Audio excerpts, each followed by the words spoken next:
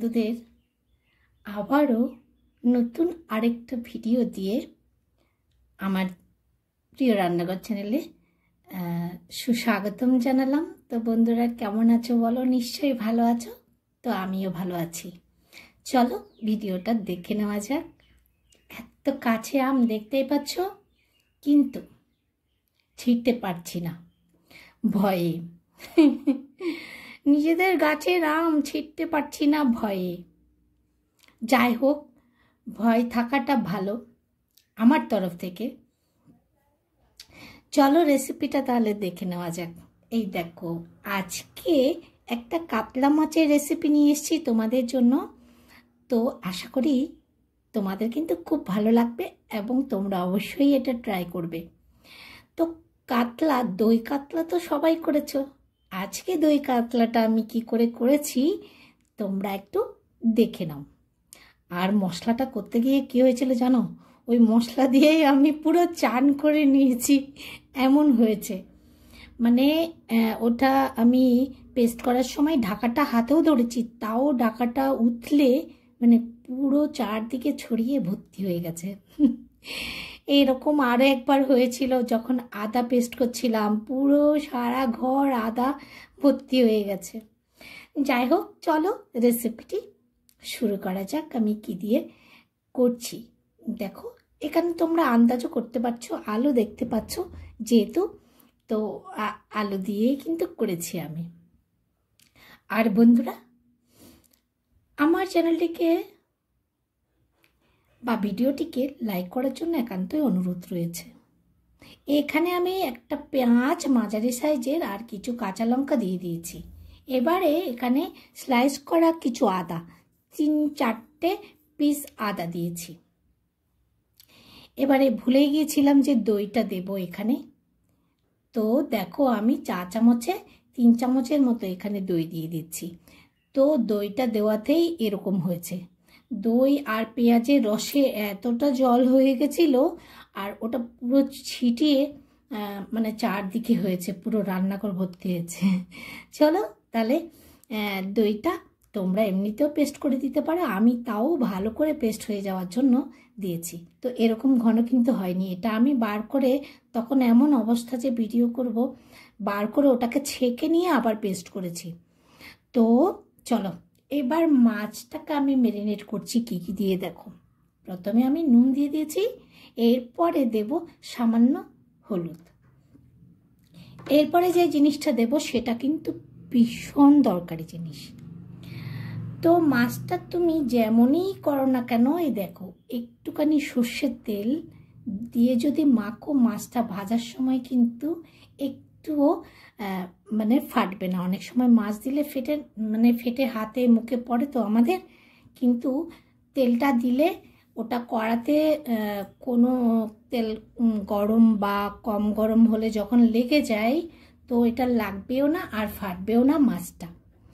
তাই জন্য একটুখানি সর্ষের তেল দিয়ে দিচ্ছি। তারপর এটাকে বেশ ভালোভাবে চারপাশে নুন হলুদ সর্ষের তেল দিয়ে মেখে এক সাইড করে রেখে দিচ্ছি। তারপরে আমি রেসিপিটা শুরু করছি। তো ম্যারিনেট করে যে অনেকক্ষণ রেখে দিয়েছি তা না, কিন্তু মাখার সঙ্গে সঙ্গে আমি রান্নাটা করেছি। যাই হোক, দেখতে থাকো বন্ধুরা। সকলেই কিন্তু করো দই কাতলা বা দই ইলিশ, বিভিন্ন রকমের মাছের রেসিপি। তো ছেলের অনুরোধে একটু আলু দিতে হয়েছে, কারণ ও একটু আলুটা পছন্দ করে মাছের ঝোলের মধ্যে। তো এটা আমি খুব একটা গাঢ় করিনি। তো চলো দেখতে থাকো। তেলটা গরম হয়ে গেছে, মাছটা আমি ছেড়ে দিয়েছি। মাছটা কিন্তু আমি খুব বেশি কড়া ভাজবো না, হালকা একটুখানি ভাজবো। যেহেতু আমরা পুকুরের মাছ কিন্তু না ভেজে কখনো খাই না, মানে এটা অভ্যেস হয়ে গেছে ছোটবেলা থেকে অভ্যেস। আর ছেলেরাও তাই, ওই না ভেজে রান্না করলে দেখি বক বক করে। কিন্তু আমাদের এর বাবা কিন্তু না ভেজে রান্না করলে পুকুরের তাজা মাছটা কিন্তু ও কিন্তু খুব খুশি। তা আমি কি করি, একটু উল্টে পাল্টে নিয়ে নিই ওর মাছটা, ভাজি না বেশি একটা, আমাদেরগুলো কিন্তু কড়াই ভাজি। তো আজকে কিন্তু পুরো মাছগুলোই আমি কড়া করে ভাজিনি। আর এই পাশে দেখো আলুগুলো একটুখানি গরম জলে ফুটিয়ে নিচ্ছি। এবার মাছটা প্রায় ভাজা হয়ে গেছে, এবার আমি তুলে নিচ্ছি। দেখো তারপর বন্ধুরা আমার কমেন্টগুলো দারুণ দারুণ লাগে, কিন্তু আমি ভীষণ উৎসাহ পাই কিন্তু তোমাদের এই সুন্দর সুন্দর কমেন্ট দেখে। বার বার ওয়াইটি স্টুডিওতে গিয়ে আমি কিন্তু কমেন্টগুলো দেখতে থাকি, ওগুলো পড়ে পড়ে খুব আনন্দ পাই। সত্যি অ্যাকচুয়ালি উৎসাহ পাচ্ছি, কিন্তু তোমাদের এই কমেন্ট, তোমাদের লাইক, তোমাদের এই ভিডিও দেখার জন্য অসংখ্য ধন্যবাদ। আর আমার প্রাণ ভরা ভালোবাসা কিন্তু তোমাদের জন্য, নতুন পুরনো সকল বন্ধুদের জন্য। এত ভালো লাগে, তোমাদের কাছ থেকে আমি উৎসাহ পাচ্ছি, কিন্তু আমার নিজের জন্য নিজেই পারছি না তোমাদের জন্য আরও ভালো ভালো ভিডিও নিয়ে আসতে। তো আমি আশা রাখছি তোমাদের থেকে আরও বেশি বেশি উৎসাহ পাবো আর বেশি সুন্দর সুন্দর ভিডিও নিয়ে আসবো। এবার দেখতে পেয়েছো সেই তেলের মধ্যে আলুটা ভেজে তুলে নিয়েছি। তো এবার আমি সেই মশলাটা দিয়ে দিয়েছি। মশলাটাকে বেশ ভালোভাবে আমি কষে নেব। পেঁয়াজ বাটা দিয়ে সাধারণত আমাদের ঘরে মাছের রেসিপি হয় না, পেঁয়াজ কুচো দিয়েই বেশিরভাগ হয়। তো আজকে পেঁয়াজ বাটা দিয়ে করছি বলে পেঁয়াজের গন্ধটা যাতে চলে যায়, তো সেই জন্যই আমি মশলাটা অনেকক্ষণ ধরে কষে নিয়েছি। দেখতে পাচ্ছ তোমরা তেল বেরিয়ে গেছে। এবার আমি সামান্য হলুদ, স্বাদ মতো নুন, খুব সামান্য একটু লঙ্কা গুঁড়ো দিয়ে দিয়েছি রঙের জন্য, কারণ আমি অনেকখানি কাঁচা লঙ্কা দিয়েছি। তো এই মশলাটা দেখে তোমাদের মনে হচ্ছে না রিস্ক হবে, মানে রিস্ক হয়ে যাবে মাছের রেসিপিটা? না, কারণ দই দিয়েছি, তো দইয়ের জন্য এই তরকারিটা রিস্কও হবে না, আর খেতেও কিন্তু ভীষণ সুস্বাদু হয়ে যাবে।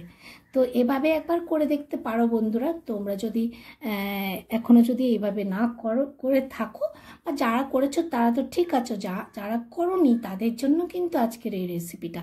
তো চলো, মশলাটা কষা হয়ে গেছে, এবারে আমি কি করব, আলুটা দিয়ে দেবো। আলুটা দিয়ে কিছুক্ষণ কিন্তু কষে নেব। আলুটাও কিন্তু আমি আজকে লাল করে ভাজিনি। যাই হোক, তো ছেলে বলছিল, বলে মা অন্যরকম হলেও খেতে কিন্তু ভীষণ ভালো লাগছিল। তো দই তো পছন্দ করে না, কিন্তু রান্না করলে তখন আর কোনো আওয়াজ থাকে না, জানতে পারলেও আওয়াজ থাকে না, জানে ওটা গন্ধটাই থাকবে না দইয়ের, তাই জন্য তখন আর কোনো আওয়াজ থাকে না মুখে। এবার চলো, কষে নিয়েছি, এবার আমি পরিমাণ মতো জল দিয়ে দিচ্ছি। একটু ঝোল হবে, তোমরা চাইলে এটা গ্রেভি মানে একটু গাঢ়ও করতে পারো। আমি কিন্তু একটু ঝোল ঝোল করে মানে একটু পাতলাই রেখেছি আর কি। যাই হোক, যেটুকু জল দিয়েছি মাছ সেদ্ধ আলু সেদ্ধ হতে কিন্তু মোটামুটি ঝোলটা লেগে যাবে, মানে জলটা লেগে যাবে। চলো, এবার আমি কিন্তু এটা ফুটতে দেব। বেশ ভালোভাবে ফুটে উঠলে তারপর আমি মাছটাকে দিয়ে দিচ্ছি। তোমরা চাইলে এখানে ধনেপাতা ব্যবহার করতে পারো, আর আমি এই গরমের মধ্যে ধনেপাতাটা এখন একটু আনছি না। যাই হোক, তো দেখো এবারে বেশ ভালোভাবে ফুটে যাবে। আর আমি ভিডিওটা এখানে কিন্তু শেষ করতে যাচ্ছি। কেমন লেগেছে বন্ধুরা কিন্তু অবশ্যই জানাবে। টাটা বন্ধু।